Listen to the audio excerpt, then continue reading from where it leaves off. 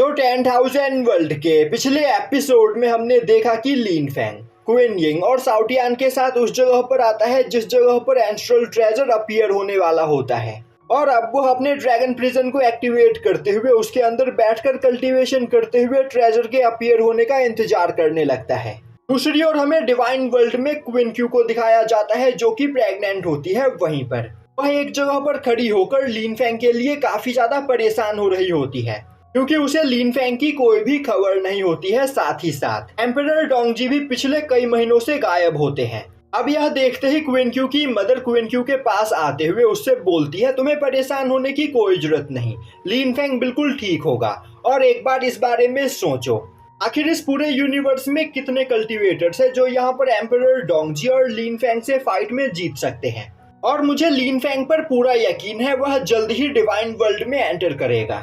तभी मैंग सिलिंग और मैंग सिफेंग भागते हुए क्विन क्यू के पास आती है और अब वह क्विन क्यू को बताती है कि मैंग टियान ब्रेक थ्रू करके ट्रू गॉड रैलम पर पहुंच चुका है और वह दोनों भी वॉइड गॉड रैलम के 9th लेवल पर पहुंच चुके हैं। यह सुनते ही क्विन क्यू काफी ज्यादा खुश होती है और अब वह उन तीनों को वहां पर शाबाशी देती है। अभी ड्रैगन बीस्ट भी चलते हुए उस जगह पर आता है। वहीं पर वह हंसते हुए बोल रहा होता है, मुझे यहाँ पर साउटियान से मिलने का इंतजार है और अगली बार जब मैं साउटियान से मिलूंगा तो मैं उसे अपने पैरों के नीचे मसल दूंगा क्योंकि डिवाइन वर्ल्ड में कल्टीवेशन करने के बाद मेरी पावर भी बहुत ही ज्यादा बढ़ गई है। तभी मैंग टियान बोलता है, मदर मैं स्पिरिचुअल डोमेन में फादर को ढूंढने के लिए जाना चाहता हूँ क्योंकि मैं चाहता हूँ कि जब मेरे छोटे भाई बहनों का यहाँ पर जन्म हो तब हमारे फादर हमारे साथ रहे। और तो और मुझे पूरा यकीन है फादर इस बारे में सुनकर काफी ज्यादा खुश होंगे।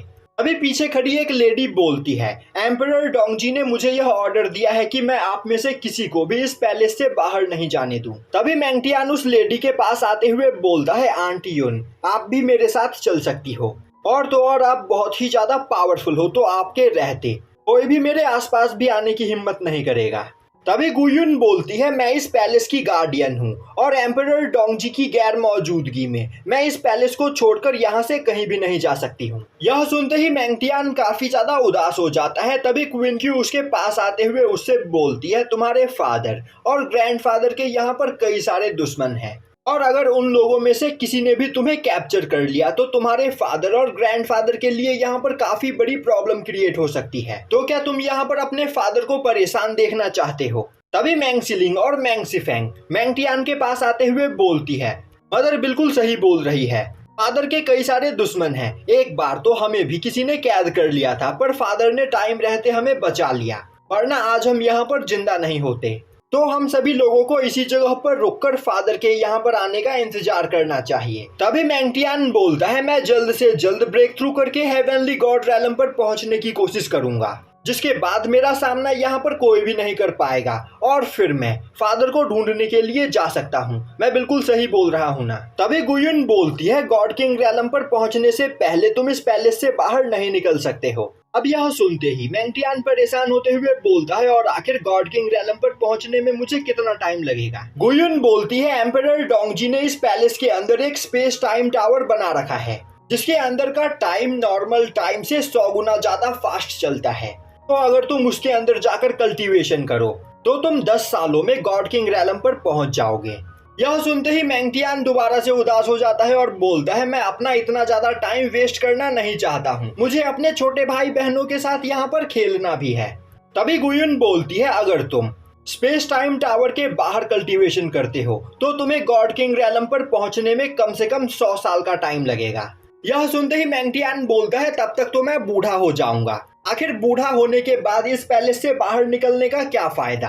तभी मैंग सिफेंग बोलती है, बूढ़ा होने के बाद मैंग टियान सच में काफी ज्यादा स्मार्ट लगेगा। और अब वह दोनों एक साथ बोलती है, आखिर बूढ़ा होने के बाद मैंग टियान दिखेगा कैसा? और यह बोलते हुए वह दोनों हंसने लगती है।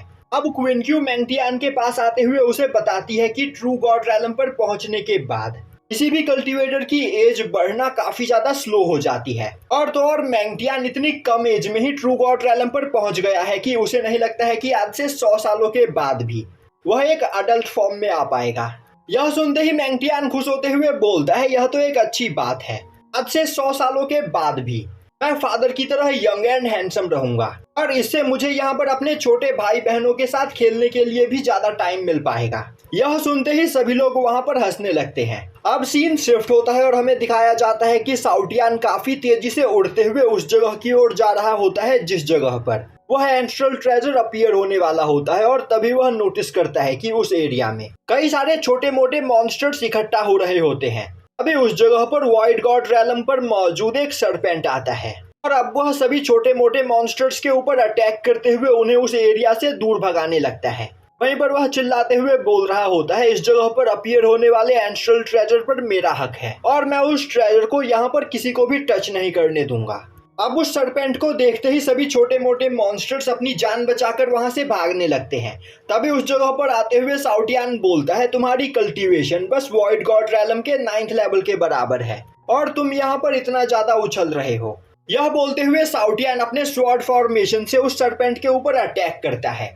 अब साउटियान को देखते ही वह सरपेंट काफी ज्यादा डर जाता है और बोलने लगता है, यह तो हेवेनली गॉड रैलम पर मौजूद एक मॉन्स्टर है, मैं इससे फाइट में नहीं जीत सकता हूँ। और अब वह साउटियान से वहां पर अपनी जान की भीख मांगने लगता है, पर साउटियान लगातार उसके ऊपर अटैक किए चला जा रहा होता है, जो देखते ही वह सरपेंट अपनी जान बचाकर वहां से भागने लगता है। पर साउटियान काफी तेजी से उड़ते हुए जाकर उस सरपेंट को अपने पंजों में पकड़ लेता है और अब वह उड़ते हुए उसे ऊपर आसमान में ले जाता है, जिसके बाद वह सीधा उसे पानी के ऊपर लाकर पटकता है। और अब वह ऐसा कई बार करता है जिससे उस सरपेंट की हालत खराब हो जाती है और अब वह बोलने लगता है, सीनियर मैं इस एरिया के आसपास भी नहीं आऊंगा, तो प्लीज मुझे यहाँ से जाने दीजिए।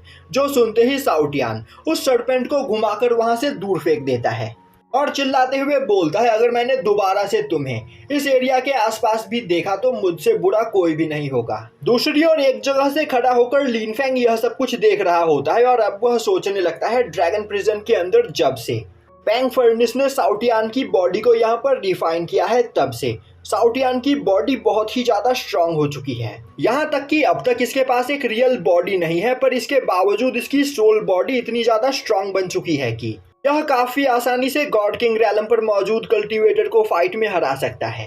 अब साउटियान लिनफेंग के पास आते हुए बोलता है, मास्टर मैंने यहाँ पर मौजूद सभी मॉन्स्टर्स को यहाँ से भगा दिया है, तो अब आप यहाँ पर अपना काम स्टार्ट कर सकते हो। अभी लिनफेंग अपने पास से कुछ फॉर्मेशन फ्लैग्स को बाहर निकालते हुए बोलता है, इस जगह पर काफी ज्यादा मात्रा में केओटिक एनर्जी मौजूद है, जिसका यूज करते हुए एंसेस्टर पैंग अपनी पावर को और भी ज्यादा बढ़ा सकते हैं। और अब लिनफेंग फॉर्मेशन फ्लैग का यूज करते हुए वहां पर एक फॉर्मेशन बनाता है, जिसके बाद एंसेस्टर पैंग बाहर आते हुए आसपास मौजूद केओटिक एनर्जी को अपनी बॉडी के अंदर एब्जॉर्ब करने लगता है।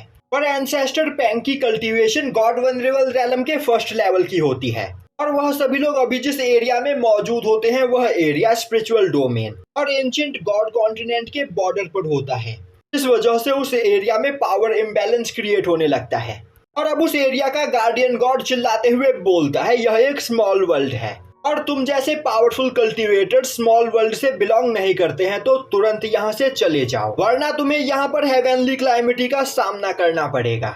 यह बोलते हुए वह गार्डियन गॉड एंसेस्टर पैंग के ऊपर अटैक करता है, पर तभी एंसेस्टर पैंग अपने एक ही अटैक में उस गार्डियन गॉड के अटैक को डिस्ट्रॉय करते हुए उसे वहां पर इंजर्ड कर देते हैं, जो देखते ही गार्डियन गॉड वहां से भाग जाता है। अब यह देखते ही साउटियान एंसेस्टर पैंग की तारीफ करते हुए बोलने लगता है, एंसेस्टर आप तो सच में ऑसम हो, आपने इतनी आसानी से एक गार्डियन गॉड को फाइट में हरा दिया। तभी थंडर ड्रैगन लिनफेंग से बोलता है, लिनफेंग तुम्हें इस जगह से भागना चाहिए क्योंकि तुमने अभी अभी स्मॉल वर्ल्ड के एक गार्डियन गॉड को इंजर्ड किया है, तो अब यहाँ पर तुम्हें पनिश करने के लिए यूनिवर्स गॉड आएगा और यूनिवर्स गॉड इतने ज्यादा पावरफुल होते हैं कि वह बस अपने एक ही अटैक में तुम्हारे सोल को जलाकर राख कर सकते हैं, तो तुम्हें भागना चाहिए। तभी उस जगह पर यूनिवर्स गॉड आते हुए एक एरो से एंसेस्टर पैंग के ऊपर अटैक करता है। एंसेस्टर पैंग उस अटैक को ब्लॉक करने की कोशिश करते हैं, पर उनके द्वारा बनाया गया बैरियर डिस्ट्रॉय हो जाता है, जिससे वह वहां पर घायल हो जाते हैं।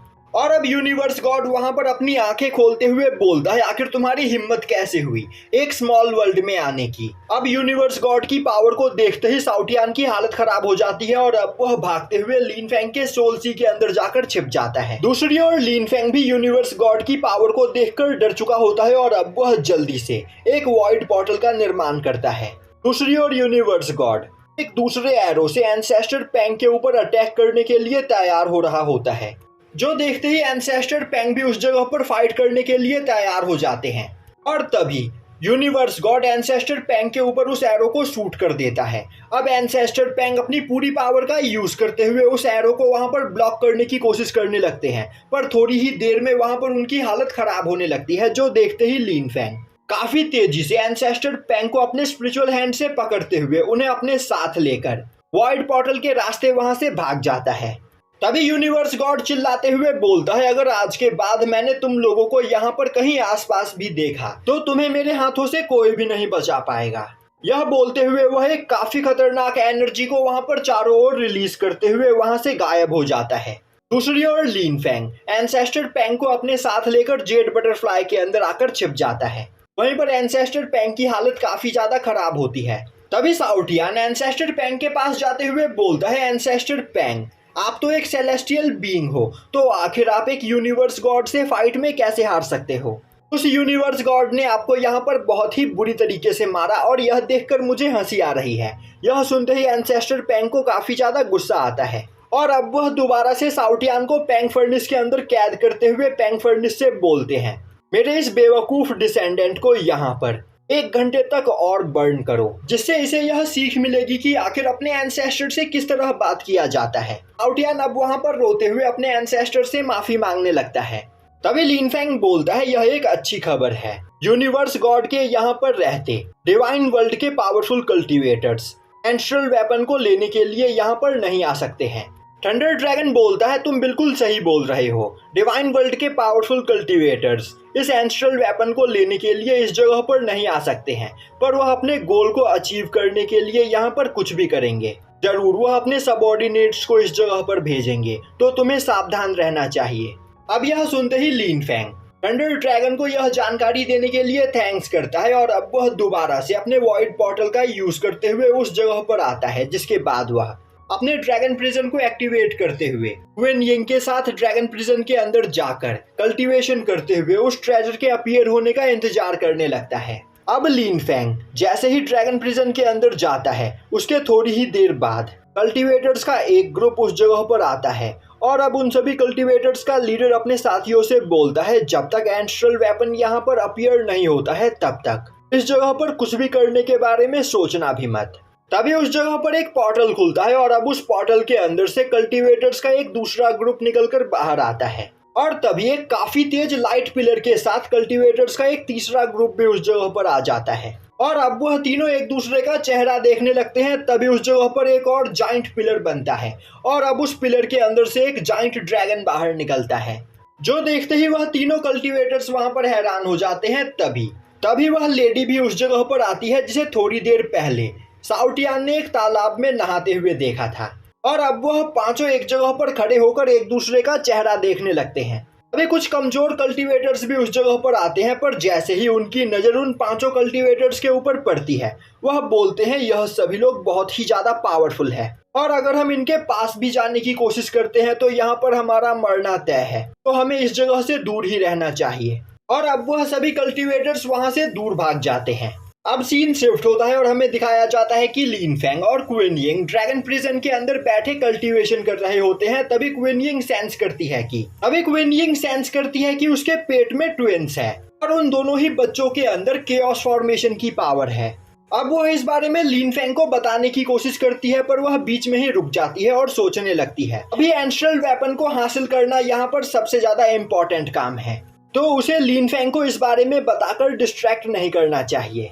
तभी उस एरिया में काफी खतरनाक एनर्जी सर्ज होने लगती है और अब पानी के अंदर से एक काफी पावरफुल एनर्जी बीम बाहर निकलता है, जिसके ऑरा प्रेशर से आसपास खड़े सभी कल्टीवेटर्स की हालत खराब होने लगती है।